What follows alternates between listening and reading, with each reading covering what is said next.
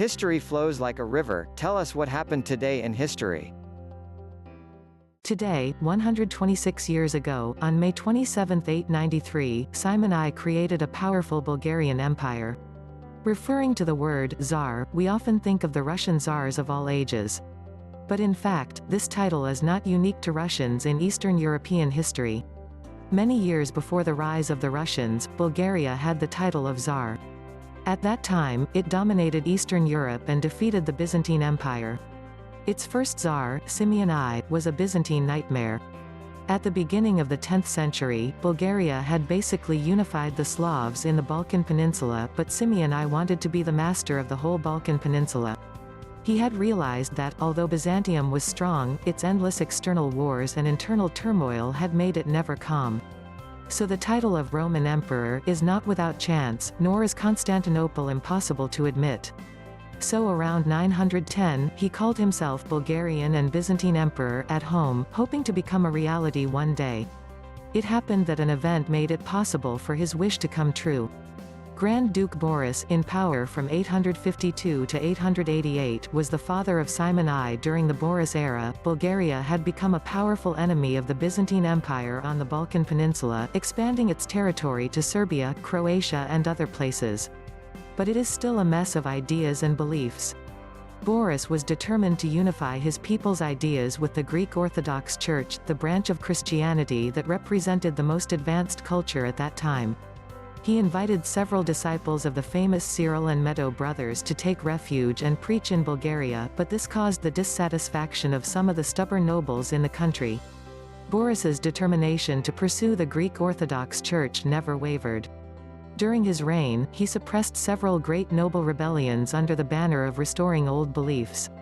Even after his abdication, he came back from the monastery and repressed the noble rebellions again. Simon I, the son of Boris, was taken hostage in the capital of Byzantium as a child. This special experience made him accept the edification of the most advanced culture at that time, full of identity for Byzantine culture, and full of ambition for Byzantine political status, which can be seen from his future actions. On May 27, 893, Simon inherited Bulgaria's crown. The next year he started a war with Byzantium and won the first battle on his throne. Byzantine Emperor Leo VI, who was fond of great achievements, persevered in alliance with the Khazars in the north of Bulgaria and tried to attack Bulgaria from the north to the south, but was broken down by Simon. Leo VI had to make peace in 897 and bowed down to pay tribute to Simon. This is the first stage of Simon's Byzantine offensive, the main purpose of which is to compete for trade power and sphere of influence. In 912, with the death of Leo VI and disputes over the succession of the throne within Byzantium, Simon's Byzantine offensive had a clearer goal: to seize the world's most dazzling throne. On June 6, 913, Alexander was known to have died suddenly, more likely murdered, from excessive drinking. Then, 7 senior Byzantine officials jointly ruled. Among them, Nicolaus I, the archbishop, was the most powerful and became the actual ruler of Byzantium. The Church did not recognize Constantine VII's right of inheritance. They believed that the fourth queen of Leo VI was not canonized and Constantine VII had no right of Orthodox inheritance. Therefore, when Archbishop Nicholas came to power, he deposed Queen Zoe and sent her to the monastery. But this is not the end of the matter, but more and more intense. In southern Italy, Constantine Ducas declared himself Emperor of Byzantium. Byzantine civil war broke out.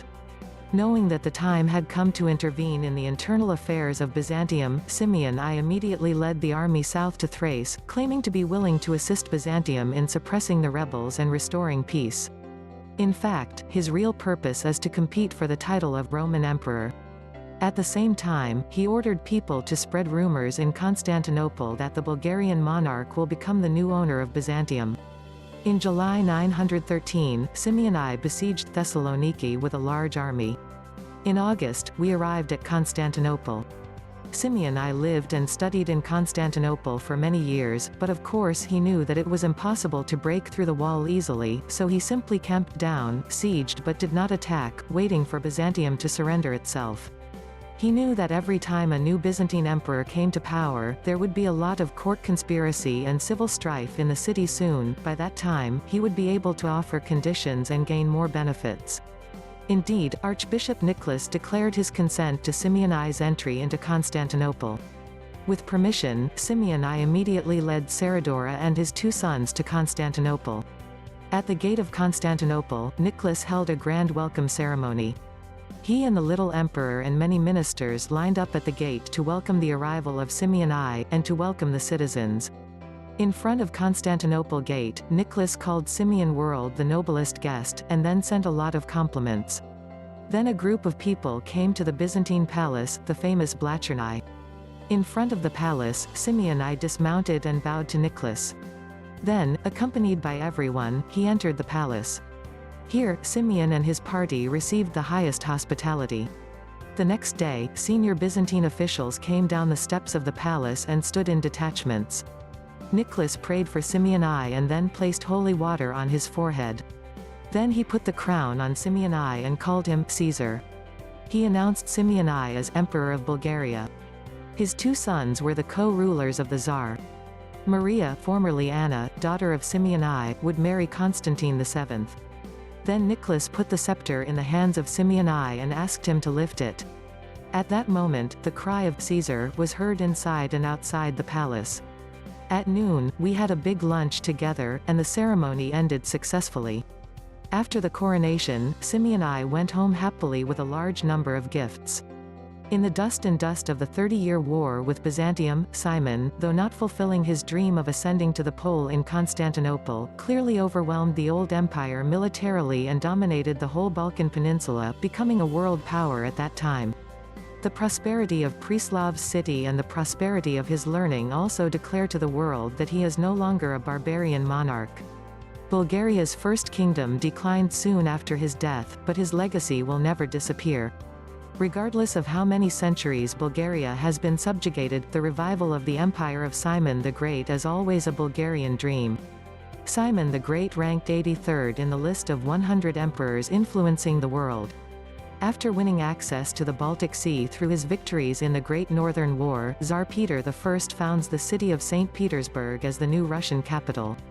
The reign of Peter, who became sole Tsar in 1696, was characterized by a series of sweeping military, political, economic, and cultural reforms based on Western European models.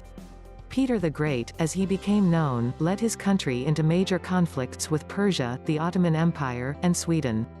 Russian victories in these wars greatly expanded Peter's empire, and the defeat of Sweden won Russia direct access to the Baltic Sea, a lifelong obsession of the Russian leader. With the founding of St. Petersburg, Russia was now a major European power politically, culturally, and geographically. In 1721, Peter abandoned the traditional Russian title of Tsar in favor of the European-influenced title of Emperor. 4 years later, he died and was succeeded by his wife, Catherine. Today, 22 years ago, on the 27th of May 1997, the document on Russia-NATO relations was signed in Paris. On the 27th of May 1997, the document on Russia-NATO relations was signed in Paris. The main points of the document are: aims and basic ideas. Russia and NATO do not regard each other as potential enemies. They will try to ease past confrontations and strengthen mutual trust and cooperation. NATO will continue to reform the organization by expanding its political and peacekeeping functions. Decides to reconsider NATO's strategic vision. Russia will continue to build a democratic society and implement its economic and political reforms. Both sides will undertake the obligation to continue to reduce nuclear weapons and conventional weapons. The 2 sides will cooperate on the establishment of a common and comprehensive European security system. Its overall tasks are, resisting aggressive nationalism, supervising the non-proliferation of nuclear, biological and chemical weapons, combating terrorism, safeguarding human rights and the rights of ethnic minorities, and preventing regional conflicts. Both sides are obliged to refrain from the threat of force in international relations. The Permanent Joint Council of Permanent Institutions is a body for consultation, coordination and, as far as possible, consensus in the adoption of decisions involving the interests of both parties. The Permanent Joint Council will meet at various levels.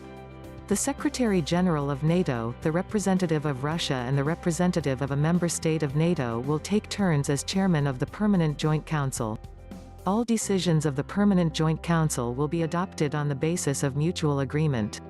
The scope of cooperation includes the maintenance of security and stability in Europe, the prevention of conflicts through preemptive diplomacy, joint peacekeeping operations, the non-proliferation of weapons of mass destruction and so on.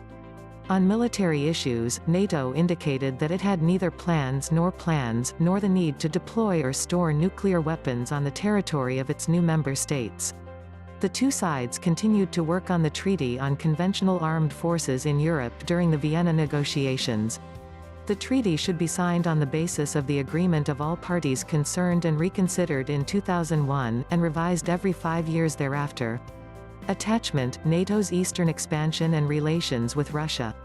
On October 20–21, 1993, at the informal meeting of NATO defense ministers, the United States first proposed the plan of establishing a peaceful partnership with countries such as Eastern Europe and the Commonwealth of Independent States. From December 2 to 3, the NATO Council of Ministers discussed the issue of NATO expansion and decided to accept the Partnership for Peace plan proposed by the United States. It is believed that the plan is a transitional form of NATO's eastward expansion. From 10 to the 11th of January 1994, NATO Brussels Summit formally adopted the Partnership for Peace plan. On December 1, Kozylov announced at NATO headquarters that Russia had decided to postpone the approval of NATO's Peace Partnership Plan and temporarily sign Bilateral Military Cooperation Plan and Framework Document of Regular Open Consultation System with NATO. On December 5, Russian President Yeltsin said at the OSCE summit that the eastward expansion of NATO would lead to the emergence of two groups and threaten to re-trigger the Cold War. On May 31, 1995, Kozylov announced at the meeting of the North Atlantic Cooperation Council that Russia formally joined NATO's Partnership for Peace plan. On March 20, 1996, U.S. Secretary of State Christopher said in Prague that the United States would resolutely implement the Eastern Expansion Plan in spite of Russia's opposition. When Yeltsin visited Norway on March 25, he proposed a compromise plan of the French model, that is, the Central and Eastern European countries join only NATO political organizations, not military organizations. On April 5, Russian Foreign Minister Primakov presented a compromise proposal of the East German model at the meeting of the Russian Institute of World Economic and International Relations, which calls for NATO not to establish military bases, deploy troops and nuclear weapons in Central and Eastern European countries. Yeltsin wrote to U.S. President Clinton on July 2, opposing the expansion of NATO to the Baltic countries, believing that the expansion of NATO to these countries is a direct provocation to the interests of Russian national security. Yeltsin said on September 28 that NATO should sign a treaty with Russia before resolving the problem of NATO expansion, not the other way around. On October 22, Clinton announced that NATO would officially accept the first new members of Eastern Europe on the occasion of its 50th anniversary in 1999. On the 10th of December, the NATO Foreign Ministers meeting decided to hold a special summit in Madrid in early July 1997 to decide on the list of the first Central and Eastern European countries to join NATO. On March 21, 1997, Yeltsin and Clinton met in Helsinki. Russia agreed to sign a mutual relationship document with NATO and no longer insist on signing a treaty that must be ratified by Parliament. From January to May, NATO Secretary-General Solana held 6 rounds of talks with Russian Foreign Minister Primakov, and the two sides reached a complete mutual understanding on the document on Russia-NATO relations. On May 27, the leaders of 16 NATO countries and Russian President Yeltsin formally signed the document on relations between Russia and NATO in Paris.